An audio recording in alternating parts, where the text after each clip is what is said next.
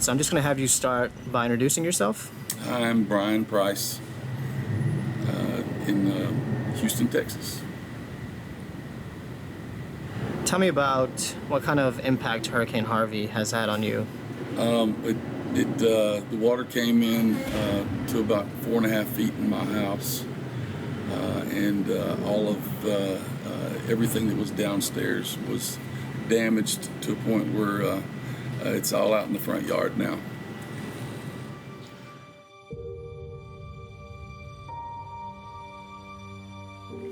Oh, your truck is gone too? Yeah, the water came above the electronics, so the insurance company's coming out to haul it off and cut me a check so I can get me something new or something different. The water came up to the breaker up to here, so I'm having an electrician come in to make sure all my electrical equipment is working properly. That was the kitchen. We had a center island. It was a place that we just fixed up with granite countertops, if you can imagine that.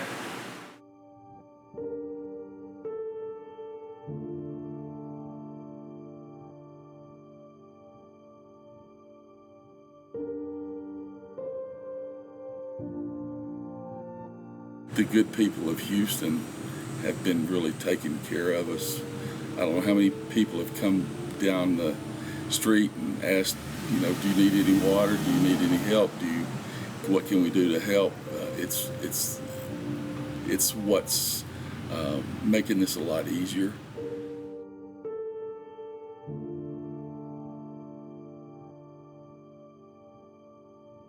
When I was cleaning out one of the glass closets, there was a wet box on top, there was a wet box on bottom, and in the middle I found a box that was not wet and had photo albums of her kids, photos of me when I was a baby, which was about 60 years ago, and things that are going to make her feel better.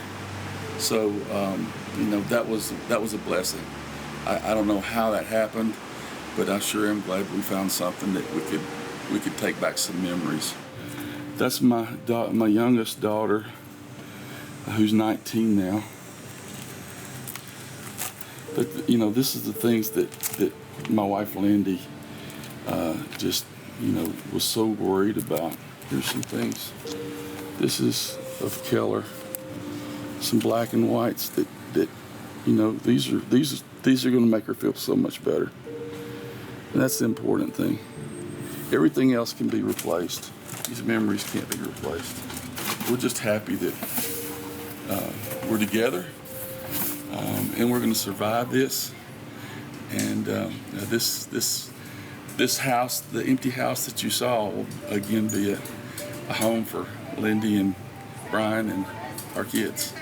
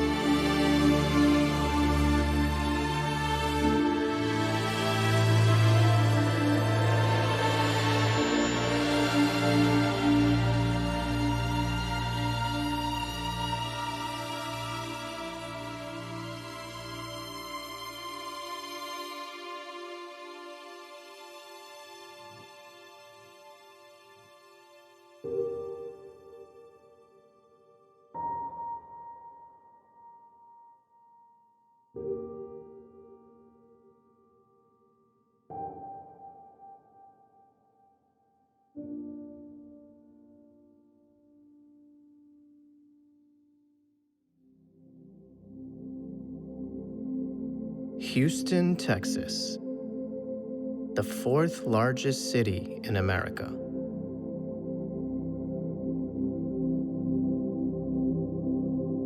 Houston is more diverse than New York or Los Angeles, and its 2.3 million citizens speak 145 different languages.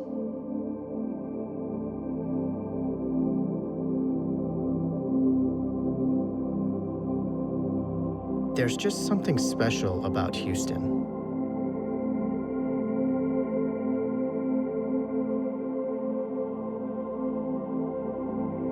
And there's no other place I would call home. But in August 2017, Hurricane Harvey devastated the city of Houston, and everything changed instantly. Tonight, the forecast is urgent and distressing. Hurricane Harvey intensifying rapidly. Growing in size and strength, barreling through the Gulf and headed toward the U.S. tonight. It's expected to make landfall less than 24 hours from now. Mandatory evacuations are underway across the region.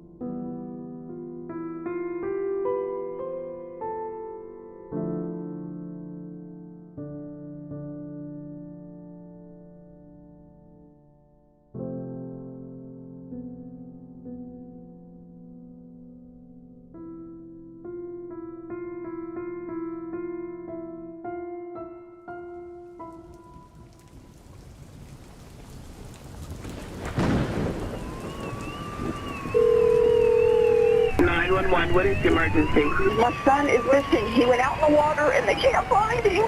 The water is steady rising in the attic, ma'am. And I'm a child in the attic.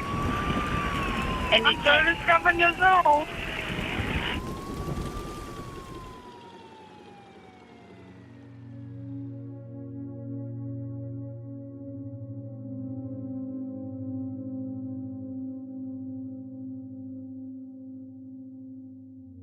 It was real late at night. Everything was just black outside. I was driving down 290 and I came to like Cypress Wood exit and they had it totally closed off. So I didn't know what to do because I didn't even know where I was. So I started down the road and there was water on both sides, but the road was clear. So I just kept driving down it, and then the road was covered with water. I turned to the right to try to get to my house, and I drove down probably a couple miles, and all of a sudden my car started floating, and water just started seeping in, and I looked down and I had water to my lap. I reached up and flipped on the overhead light because my car had died. Well, when I had flipped on my overhead light, that's when these guys saw me there. The guys from 3P? Yeah, from 3P. It was kind of like, it was a signal, I guess. Because then they came directly there and they said, don't move. They came over to the car and got everything out, like my luggage, the dogs, everything, and helped me get it over to this big, huge truck, and they helped me up in it.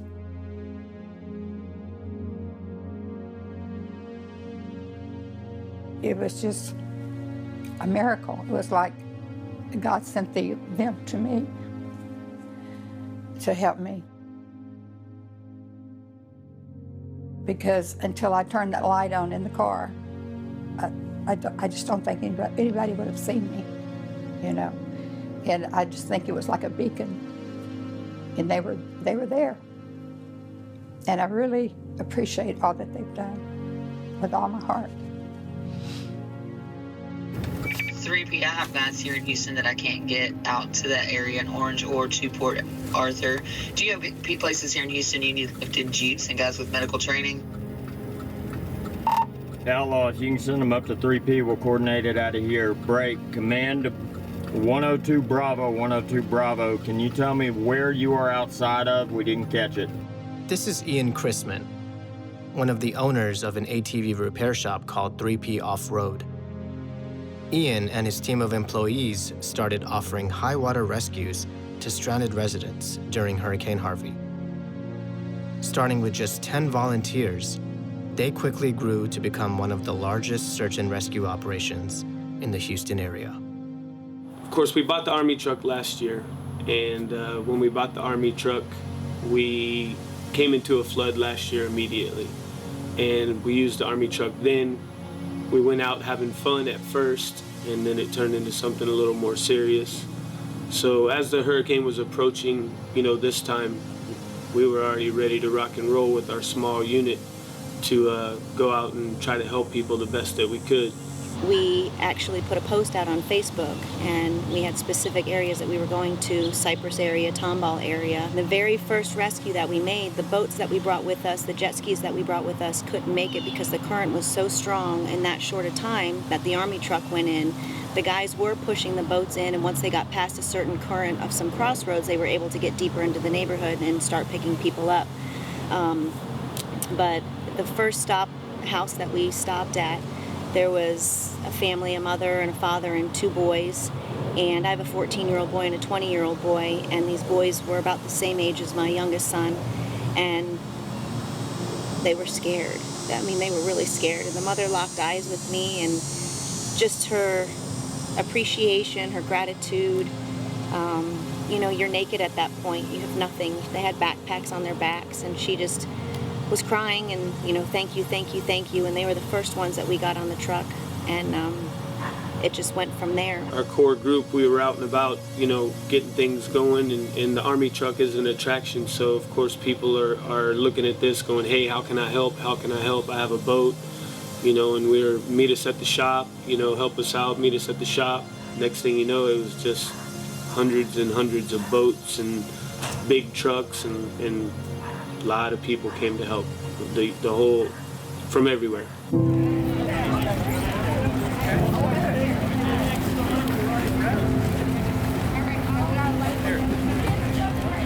They have over 200 boats out there, trucks. They have 40 teams of people out there rescuing people, everything from serving food, making coffee, moving stuff. Just everyone in this entire community has donated their free time. They're taking off work. It's the middle of the week right now to help. And no one wants anything in return. We don't expect anything in return. Just want to help people, just to help the community. I decided to take a closer look at the volunteers who were risking their lives to rescue people from their flooded homes. This is where I met some of my favorite people throughout this operation.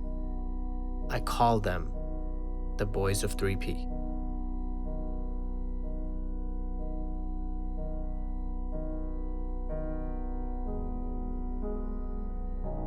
I joined the guys as they worked to rescue residents at Georgetown Colony, one of the neighborhoods hit the hardest by Hurricane Harvey and the subsequent floods. The water had risen more than 7 feet in some areas.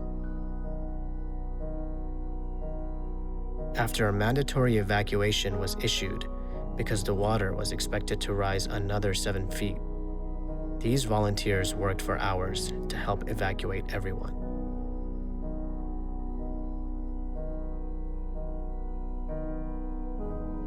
No one told them they needed to do this. No one was paying them. This was just a group of guys who wanted to help any way they could, and it was very humbling to see. We didn't think help was coming until you guys came, and I thank you so much, because I've got not just myself and my husband, but I've got Hummer and Taser as well. So you guys saved our lives, and thank you so much. We'll be on the road as long as it takes. Like, we usually start about 7, and last night we didn't get back 1, almost 2:30. Everything's pretty much blending together, like running off bare minimum sleep, but I mean, somebody's got to be out doing something. We work at 18 and 20-hour days, honestly. There was two nights in the week that I know for a fact that I went home and I showered, and, you know, grabbed a bite to eat and then came back up here. You know what I mean? Before the sun, you know, got back up here about 5:30 and, you know, went home about 3:30 the night before. We had the tools to do it. We had the vehicles, we had the help, we had some knowledge of doing stuff in the, you know, in the water and in the mud just because of our profession. We had the stuff to do it, so instead of sitting around, we figured we might as well go do something and, you know, just try to help somebody, because, you know, it's either that or sit around and watch the news, and we don't really like sitting around over here. So, what neighborhoods have you guys been to? Man, we've been to Stablegate, Ravensway, and me personally, I've been to Stablegate, Ravensway, Rock Creek, Enchanted Valley, Bear Creek, Maiden Creek, Kingwood, Memorial City, Maxwell, Tower Oaks. I've almost lost count how many places we've been. The first day we started with 15 boats. The second day we were well over 100 boats. We actually got up to over 800 boats of people that we're rescuing. When I had my interview with Dan Patrick that day, I think we topped out at 160 people that we rescued. The following day was almost double. And then our total numbers, over 3,100 people. People, I don't know their names. They don't know my name, and it's just humanity. And in the crap that we were just in, facing, I think, the second Civil War with all of this, everybody hating each other, I just think that somebody let us know that we're not in charge. We all need to just be people. You know, I don't know if Ian said it on camera or not, but we're not black, white, Muslim, Christian, Catholic. We're clear. We're all clear, period. That's who we are as people. It's definitely changed me as a person, and I hope we can continue to do more.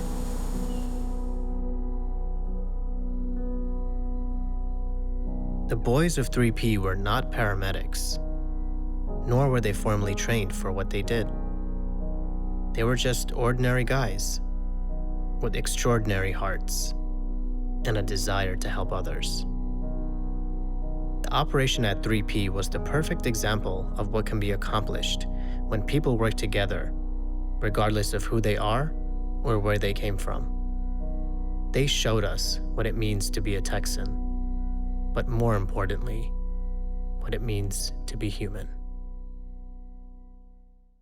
And they have arrived to rescue us. Are you ready?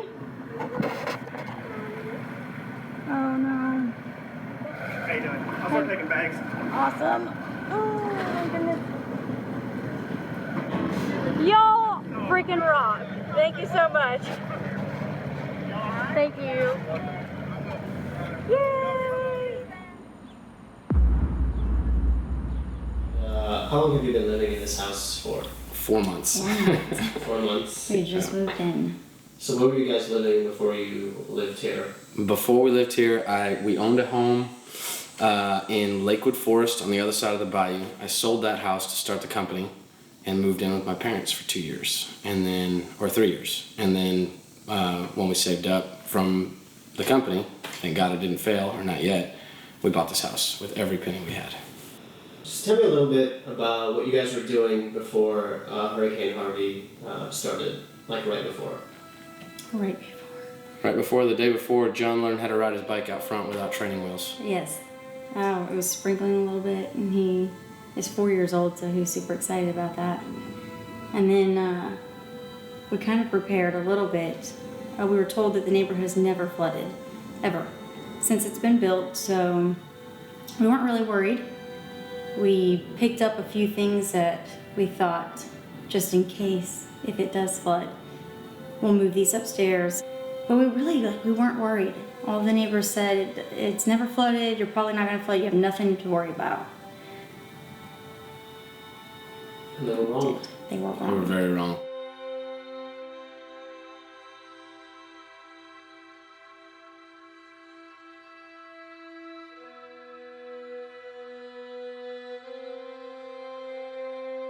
I can't. I do not want to be emotional.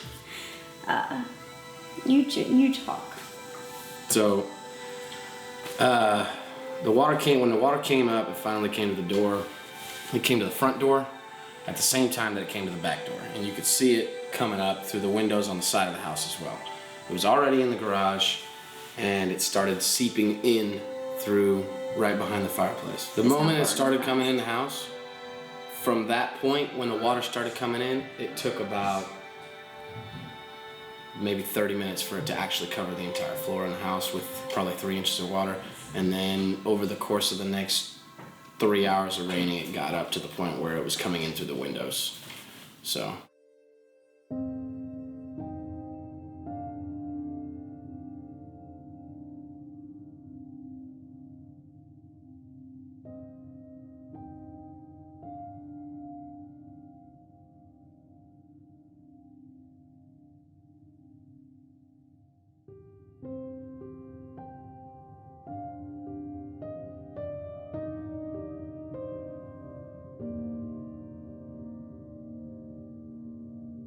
And we tried to make it fun, I guess you could say, for the kids, because I was scared. I'm sure they were scared out of their mind. I kept telling my kids it was a flood party, so that we could. A flood party, yeah. So that they would think it was normal and it was happening to everybody, and nothing was wrong.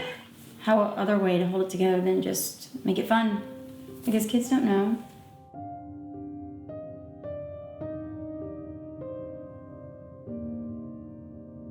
My son calls it the broken home. Are we gonna go to our broken home? That is sad. That kills me. Yeah, we're gonna go to our broken home. He was picking up change because we give them all of our spare change. We're like, go put it in your piggy bank. And he brings me his piggy bank and was like, here, Mom, I'm gonna give you all my change so that we can fix our broken home. That killed me, and I was like, oh my goodness, your heart is so big. That made me happy to see that no matter what, he's still, for some reason at 4 years old, was like, I want to help my mommy and my daddy.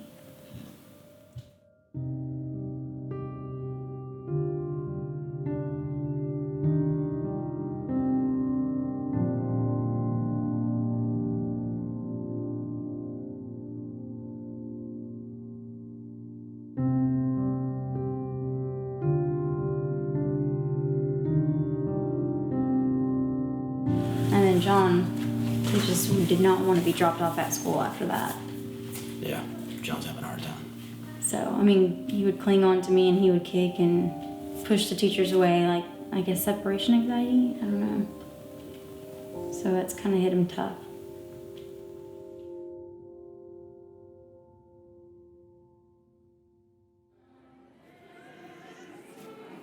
After 5 days of continuous rain, the storm finally came to an end. But the floods left 40,000 people without a home. Over 10,000 Houstonians found refuge at George R. Brown Convention Center. And just like the rescue operations at 3P, I saw the kindness and humanity of the people of Houston.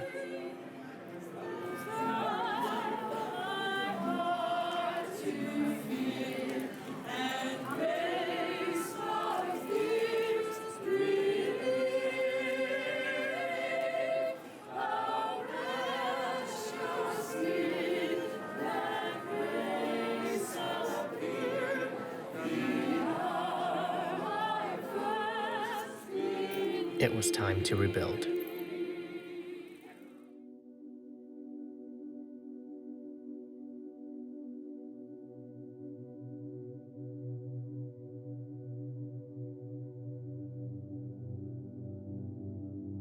Well, this community mostly is Cambodian. They got like 85% Cambodian and probably 5% Laos and 15% of Spanish. Most people live here, what they do is they grow vegetable. What kind of vegetable they grow is water spinach and yam leaf is from Asian back home. And people live here that they don't know much anything outside. So since Hurricane Harvey hit, most people got flooded, lost their house, lose their crop, lose their greenhouse, so that's their income. That's what they live off. So when I see that, I just changed my mind up to, hey, I gotta do something about it. And I just go in there and volunteer. I made my way down to Rosharon, to a farming community that was devastated by Hurricane Harvey.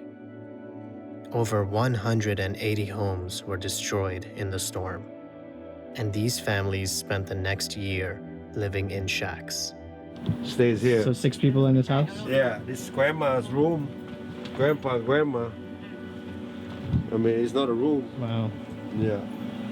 See how they sleep, right? This is in America, okay? Not in Laos or Cambodia.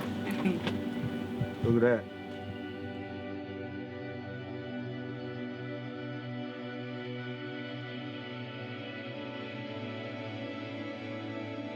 You see real life right here. It's like after Hurricane Harvey, that's how people live. I used to be a builder. I used to build houses and stuff like that, but I stopped doing that. And I said, I can help. What do you need? I can help. I can help you build houses. So I started doing that. I got all these volunteers come from everywhere. And I was supposed to only do about a couple months and stop so I can go back and do my business. But then I changed my mind because I got attached with this kid coming in to work. So I decided to go shut down my business and keep on going until they're complete. What's the hardest part about building a house? What's the hardest part? Foundation. Foundation. First thing, you gotta get the foundation right, square right, and after that, everything will fall in place. Second part is the roofing. You know, that's it. The rest is easy. But most of this house that be built before that is all by volunteer. I'm just there to lead them on and teach them how to use tools. And the kids built those houses with me, and they do all the work. So I am grateful. I don't know about other people. You know, I'm pretty sure they are too. So. Get the pressure off. You know, put on the pressure. Just laying on the course.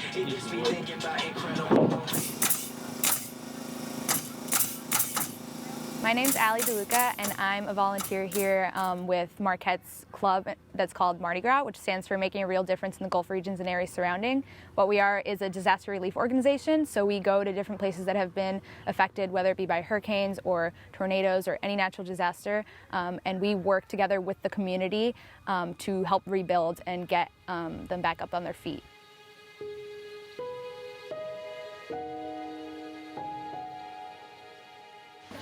So this is kind of what we've been working on so far. When we came in on Monday, none of these ceilings were up, and that's what we kind of spent the last couple of days doing, is putting up all these ceilings. But the goal by the end of the week would honestly be to finish all of this drywall. We still got a little bit in here. We just finished actually insulating up here, all that pink stuff, which is probably one of the hardest jobs since there's fiberglass in the insulation. It actually really hurts.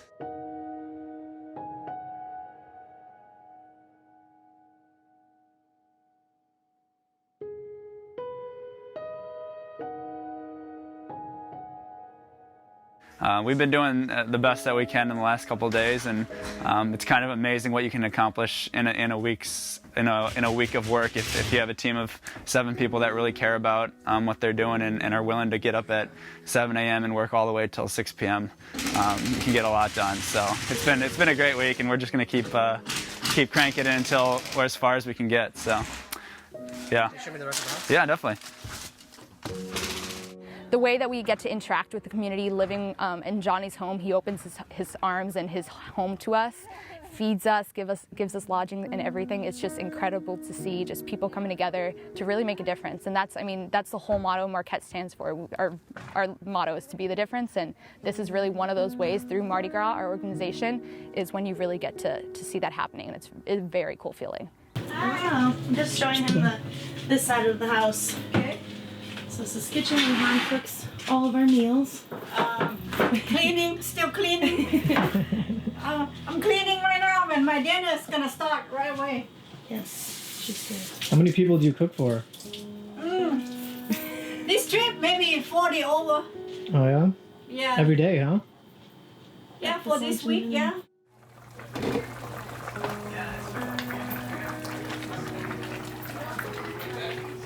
In this house, I have hosted last year, one group I hold 250 and 70 and 80 and almost 700. Wow, all in this house? All in this house, but some that don't stay here, but we feed them. Time to eat. What are you guys eating? I'm eating beef stew made by Damon himself. Some white rice, some bread. Yeah, it's delicious. Home cooked meals every night. It's awesome. Johnny, he's really like family to all of us. He's one of those guys that you meet and he instantly invites you into his life and invites you into his heart.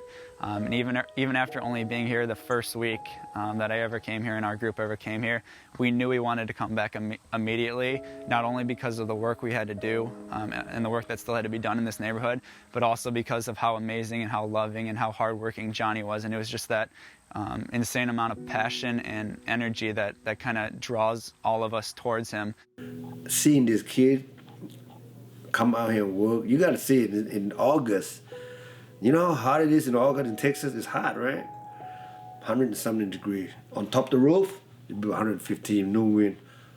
14 years old kid pick up 60 pound, 80 pound shingle on his back shoulder all day long from 9 until 3 o'clock up and down the stair working. And for me to see that psyched me up. It made me want to do more for them, for these people and for them kids, to show them, you know, humans need to start helping humans instead of talk bad about each other. Just start helping each other.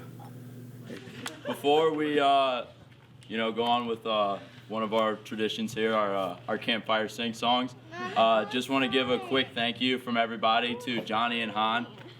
This is our third time down here, but I swear it gets better every time. All the work we do, like opening their home up to us and everything, like we couldn't ask for it any better. Like, you guys are incredible. You give us everything. We thank you so much. I love y'all.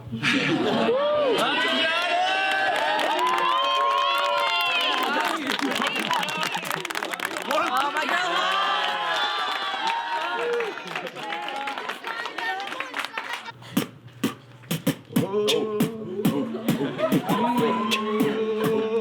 Like a forklift, like a forklift, raising this town up. Pick it up. A forklift, raising this town up like a forklift. Johnny and Damon, they cooking up some pork ribs. Like a forklift. Pick it up. Eating pork ribs. Driving really fast, like we're in Johnny's truck. Dropping triple doubles. Like my name is Russell Westbrook. Forklift. Forklift! Hey! It's a forklift! Hey!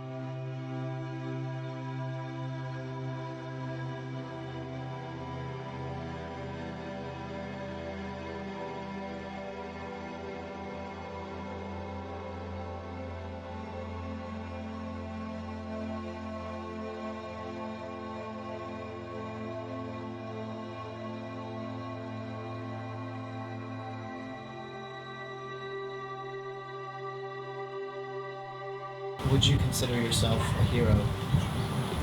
Definitely. I would definitely consider myself a hero, along with the other 1,000 plus volunteers that came to help support 3P in this situation.